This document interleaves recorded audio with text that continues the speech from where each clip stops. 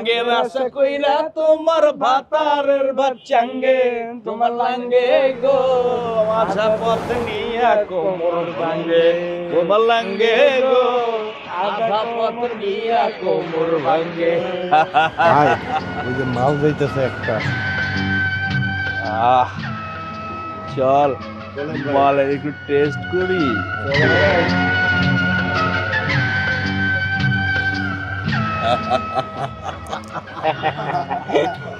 অসভ্যের মতো রাস্তা আটকে দাঁড়াইছেন কেন? আরে মজা লাগতেছে এই রোদের ভিতরে। ভাল লাগতেছে না রে? ভালো লাগতেছে। পুরা কাঁচা। ঘরে কি মা বোন কেউ নেই? দামি কথা কইছো।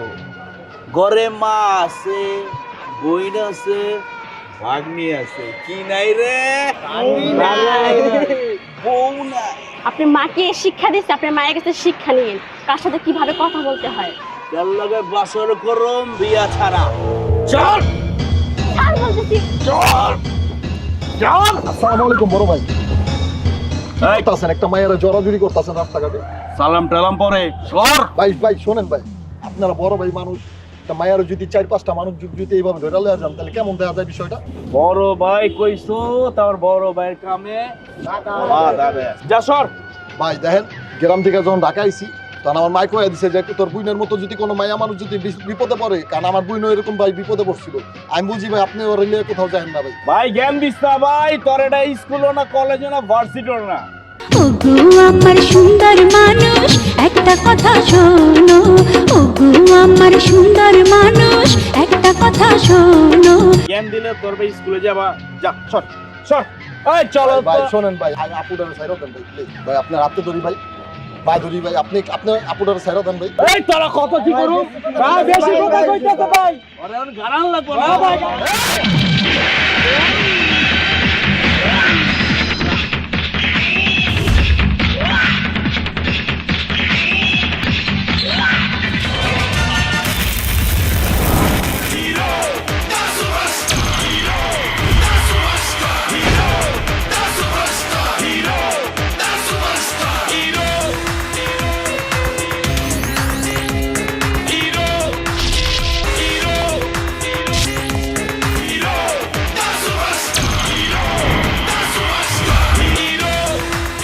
সোজা আঙ্গুলে ঘি উঠবো না, তোকে গাড়াইতে হইব।